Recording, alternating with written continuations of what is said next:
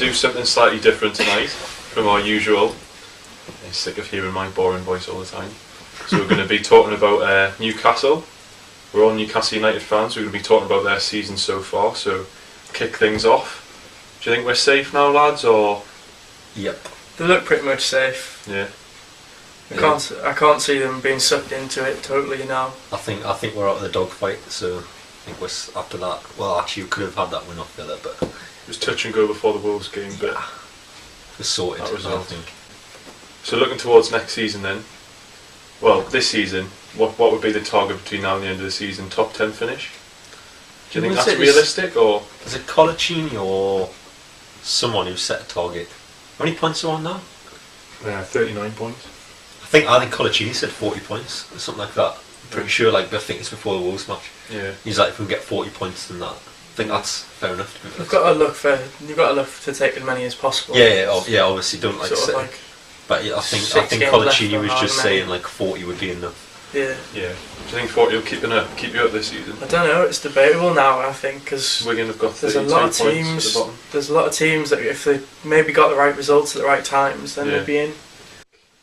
Well, I think like if you'd been offered where we are now at the start of the season, you'd have bitten their hand off, wouldn't you? Well, that's it. I mean, we had a good start, and then we've been the top half for quite a while. Yeah. And everybody was like, "We're happy with this. We'll stick with that top half." Yeah. And then that's why people were confused when we got rid of what's his name? Hughton. Yeah. What's his name? Well, he was doing good. Man. Yeah, it's a shame. It was fair. But what do you think? Do you think that's the biggest talking point? That was a funny decision. That's a funny decision, but it's not. It's been the biggest part of the season. At the time, what was your reaction? At the time, I thought, well, I don't really understand why, but at the same time, there wasn't really. I don't know how much further he could have taken them. I don't know if they didn't want to build around him, which is fair enough. Like he was always a stopgap. So if you were always looking to bring someone else in, then that was probably the time to do it. When he thought we're comfortable and we've got a chance to move on. I think we were having a little bit of a slide, weren't we, at the time? As well. People were confused about Pardew. Well, do you think that was it? Do you think that's what a lot of the anger stemmed from? Is that not the fact we sacked Hughton, but we appointed Pardew? Didn't seem to get any better. Yeah, exactly. But also there was also like the idea of he got us up there, give him till the end of the season type of thing. Yeah. But I don't think we're on a slide, but it wasn't that bad. We're on a slide, but we weren't like anywhere near relegation. I think if you remember though, I think the last game he had was the West Brom away game, which was by far the worst performance we've had this season.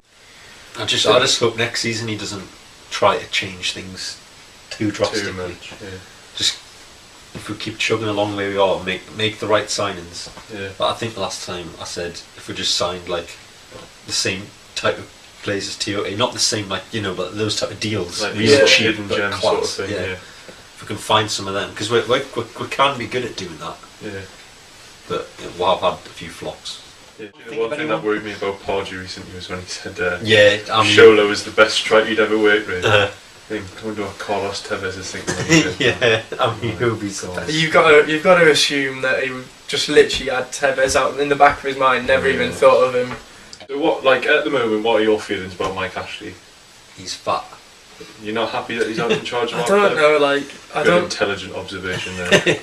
I don't know, because obviously we went down with him, but at the same time, I think the club was heading in the wrong direction anyway at that point. We weren't going anywhere. It was definitely. So it was the sort of thing we needed to do. In the balance. Down. I don't think we needed to do it, but it obviously gave. I think it cleared. To be honest, it cleared out a lot of players that we didn't want. My dad always said to me, "If we get relegated, it'll be the best thing that'll happen." Like when we were like, we were like quite good odds for it to go down. Yeah. My dad was saying it'd be the best thing that can happen. And I remember saying to people, my dad said this, but he said, "What on about? Like why? You lose so much money and blah blah blah." And it's like, yeah, but no one's gonna. All the people that don't want to play for the club are gonna bugger off. Like the likes of Martins, who was like Owen, yeah. There was players there that could have kept us up if they'd made the effort, if they'd put it in and really wanted to. There's a load of players destroyed the championship. Yeah. There's a load of players that have left and done all right for themselves, done well for themselves. Duff is a prime example. Looking at it and thinking, it's a good move for him. The likes of Enrique now, who can't get a look in the Spanish team. Yeah.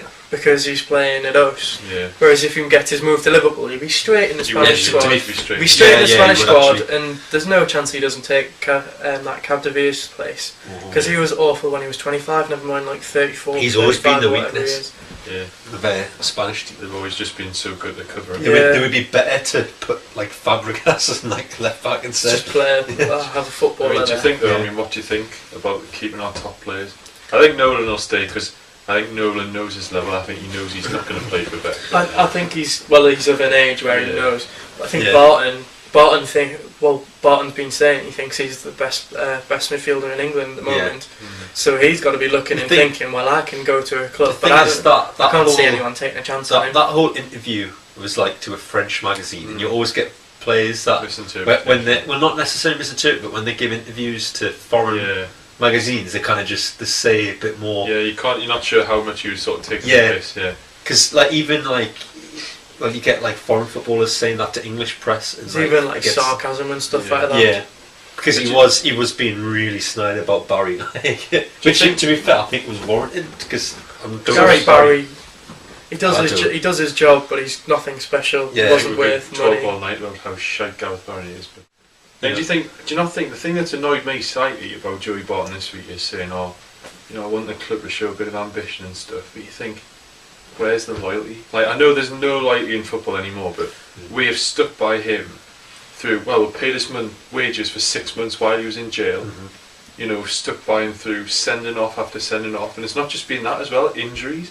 He's been injured for so long, and now as soon as he's finally put 20 good games together in a row, he's talking about wanting to be off. Do you not just think he should? Just... But how much is he talking about wanting to go, and how much is he talking about? Well, I want the club to do as well.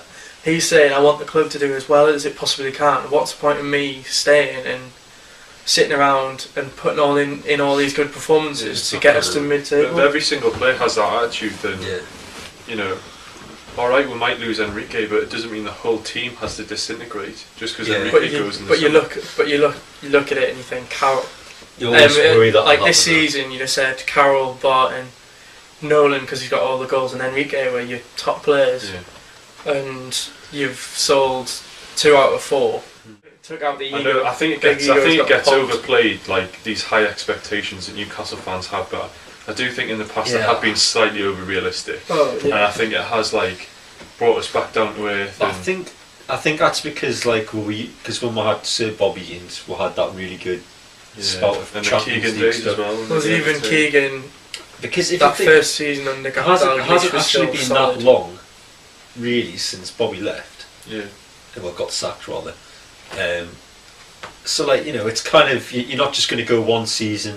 Yeah, we're in for Champions League. And the next season, we're scrapping now. You're always going to have an expectation that's high, but it's going to gradually over a few seasons go down.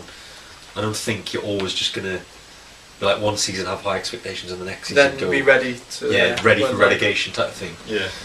But I think we'll have, I guess, we did have a pretty massive drop in performance over a few seasons, so I just don't think the expectations matched it.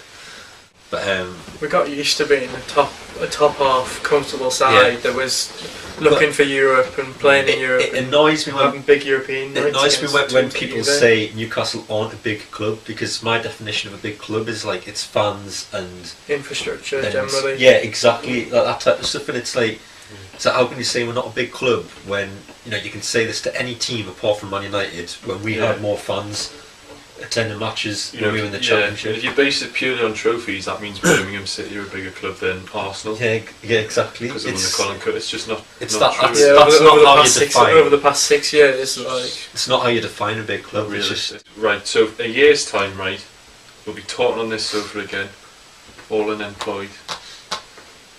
Still living with our mothers at home. This time next year you're probably not. Yeah, I probably will be. But where would you like us to be this time next year, and where do you think we'll be? League One.